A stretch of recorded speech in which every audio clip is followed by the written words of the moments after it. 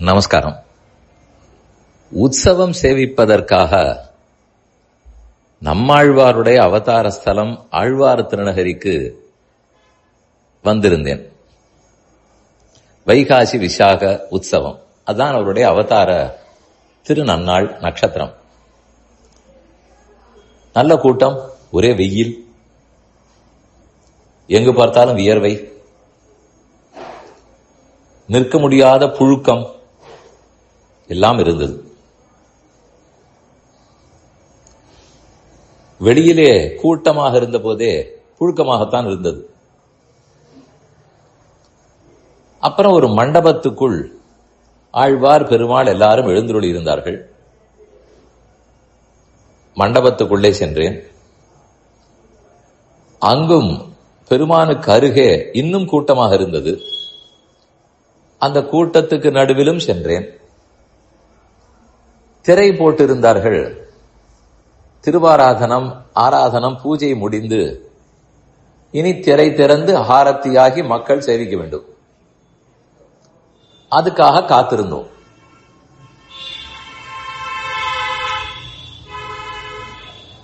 இதெல்லாம் நடந்தது.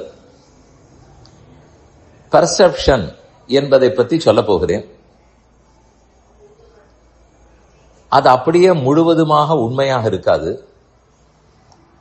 ஆனால் ரிலேட்டிவாக பார்த்தால் உண்மையாக இருக்கும். என்ன சொல்ல வந்தேன்? காத்து கொண்டிருக்கிறோம், கூட்டமாக இருக்கிறது, கல்லு மண்டபத்துக்குள் இருக்கிறோம், ஒரே வெயில், வியர்வை. கையில் இருக்கிற கர்ச்சீப்பை வைத்து பலரும் வீசிக்கொள்ளுகிறார்கள். புத்தகத்தை வைத்து விசிறிக் கொள்கிறார்கள். அதுவும் முடியாதவர்கள் உசு புசு என்று சொல்லிக் கொண்டிருக்கிறார்கள். திரை திறந்தது. திறந்தவுடன் கொஞ்சம் இந்த உசு புசு சொல்லலாம் குறைஞ்சு போச்சு. அவரவர் முட்டி மோதிக்கொண்டு பெருமானை சேவிக்க முற்பட்டனர். சேவித்து முடித்தவர்கள் வெளியே போக வேண்டும். பொங்கல் பொங்கல், உள்ளே நிற்காதீர்கள். வெளியே வந்தோம். வெளியிலும் ஒரு கல்லு மண்டபம். ஆனால் வெளியில வந்தவுடன் ஏசிக்கு வந்தா போல இருந்தது, ஜில்லென்று இருந்தது. ஆனால் அந்த ஜில்லில் ஏற்கனவே சிலர் நின்று கொண்டிருந்தார்கள். அவர்கள் உசு புசுன்னு சொல்லிக் கொண்டிருந்தார்கள். ஏனெனில் அவர்கள் இன்னும் உள்ளே வரவில்லை, கூட்டத்தில் நிற்கவில்லை, திரை போட்டதனாலே காத்து கொண்டிருக்கவில்லை. இது எதுவும் இந்த கஷ்டங்களை பார்க்காதபடியால், கஷ்டம்னு சொல்ல மாட்டேன், இப்போதைக்கு சொல்லுகிறேன், அதை பார்க்காதபடியால் வெளியிலே நின்று கொண்டு இங்கு ஒரே புழுக்கமாக இருக்கிறதே, கல்லு மண்டபமாக இருக்கிறது, வெயில் தாங்கவில்லை, வியர்வை பெருகுகிறது என்றெல்லாம் புலம்பிக் கொண்டிருந்தார்கள். ஆனால் அவர்கள் இருக்கும் இடத்துக்கு நான் வெளியிலே வந்தவுடன் ஏசி போட்டா போல இருந்தது. இப்ப அந்த இடம் கல்லுக்கோட்டை, வெயில், வியர்வையா அல்லது ஏசி போட்ட இடமா? அந்த இடத்தில் எந்த ஏசியும் கிடையாது. ஆனால் எனக்கேன் அப்படி தோன்றித்து? உள்ளே இருந்து வெளியே வந்தேன். அந்த புழுக்கம், அந்த வியர்வையோடு ஒப்பிட்டு பார்க்கும்போது இங்கு காற்று இருந்ததா, உடனே ஏசின்னு தோணிவிட்டது. ஜில்லுன்னு இருக்கிறது, மார்கழி மாசத்தை போல நன்றாக இருக்கிறது. இது உண்மையா? எந்த உண்மையும் இல்லை. அங்க ஏசி இல்லை, போட போவதும் இல்லை, தேவையும் இல்லை. ஆனால் எனக்கு ஏன் அப்படி தோணித்து? இதை விட கஷ்டத்திலிருந்து இங்கு வந்தால் இதுவே சுகமாகப்படும். இதே ரொம்ப சுகத்தில் இருப்பவன் கொஞ்சம் கஷ்டத்துக்கு போனாலும் நரகத்தை போலப்படும். இந்த ரெண்டுமே பர்செப்ஷன் தானே, உண்மையா? இதே போலத்தான் நம் வாழ்க்கையில் இருக்கும் கஷ்டம், நஷ்டம், சுகம், துக்கம், இதில் பலவும் ஒரு பெர்செப்ஷன் அடிப்படையிலேயே செல்லுகிறது. அது உண்மையான சுகமா, உண்மையான துக்கமா புரிபடாது.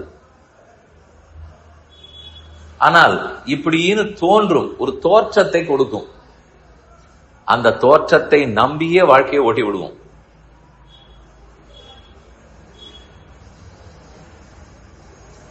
காத்து கொண்டிருந்தபடியால், பெருமாள் திரை திறக்காதபடியால் உள்ளம் தவிக்கிறது.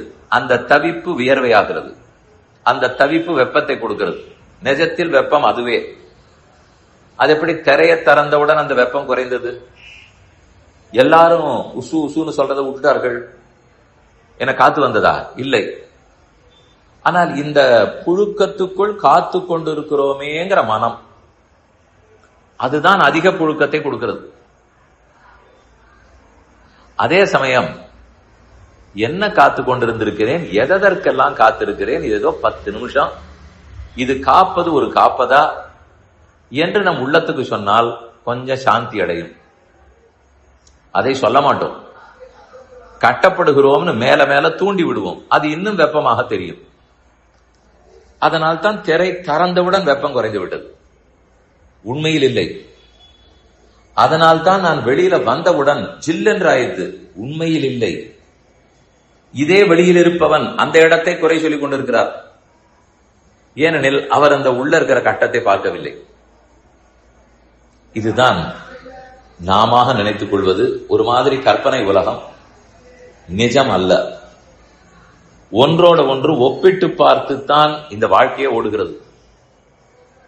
நமக்கு ஒரு வியாதின்னு சொல்லும் போது இதைவிட வியாதி இருப்பவரோடு ஒப்பிட்டு பார்த்தால் இது சுலபமாகப்படும்.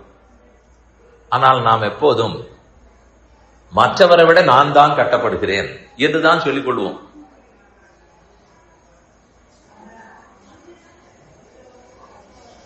ஷேர் மார்க்கெட் இருக்கிறது. எங்கோ எதுவோ நடக்குமானால், ஒரு கட்டடம் விழுந்து விட்டது, ஷேர் மார்க்கெட் விழுந்துவிடும். இந்த ஷேர் மார்க்கெட்டில் இருக்கும் எல்லா கம்பெனிகளும் அந்த கட்டடத்தில் இருந்தன? இல்லை. கட்டடம் விழுந்தால் கம்பெனி விழுந்து விடுமா? இல்லை. ஆனால் அது அந்த மார்க்கெட் சென்சிட்டிவிட்டின்னு சொல்லுவார்கள். அதை பத்தின எண்ணங்கள், அதில் தானே இது ஓடுகிறது. உண்மை என்பது அடிப்படையில் இருந்தாலும் எண்ணம், எமோஷன், இதன் அடிப்படையில் தான் பலதும் உலகத்தில் ஓடுகிறது. இப்போது சொல்லுங்கள், ரிஷிகள் எல்லாம் எமோஷனல் கேரக்டர்ஸா? இல்லவே இல்லை. ரொம்ப லாஜிக்கல் கேரக்டர்ஸ். அவர்கள் எமோஷன்ஸ் எல்லாம் பெருமானை பற்றி மட்டும்தான். ஆழ்வார்களுடைய எமோஷன் எல்லாம் அவரை பற்றி தான். ஆனால் நம்முடைய எமோஷன் உலகத்தை பற்றி, உறவுக்காரர்களை பற்றி, உடம்பை பற்றி. இதுதான் வேண்டாம், மாற்றிக்கொள்ளுங்கள். பர்செப்ஷன் உலகத்தில் வாழ வேண்டாம், ரியாலிட்டிக்கு வாருங்கள் என்று நம்முடைய ஆச்சாரியர்கள் சொல்லி இருக்கிறார்கள். இன்று இந்த புழுக்கமான மண்டபத்திலிருந்து வெளியே வந்த போது இந்த சிறு உண்மை, வலிய உண்மை புரிந்தது.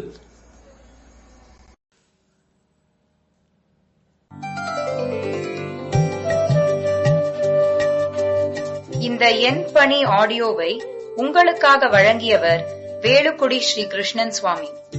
இந்த ஆடியோவை தினமும் உங்கள் மொபைலில் பெற கிஞ்சித் என் பணி KINCHITENPANI என்ற ஆப்பை கூகுள் பிளே ஸ்டோரிலோ அல்லது ஆப்பிள் ஐ ஸ்டோரிலோ டவுன்லோட் செய்து கொள்ளவும்.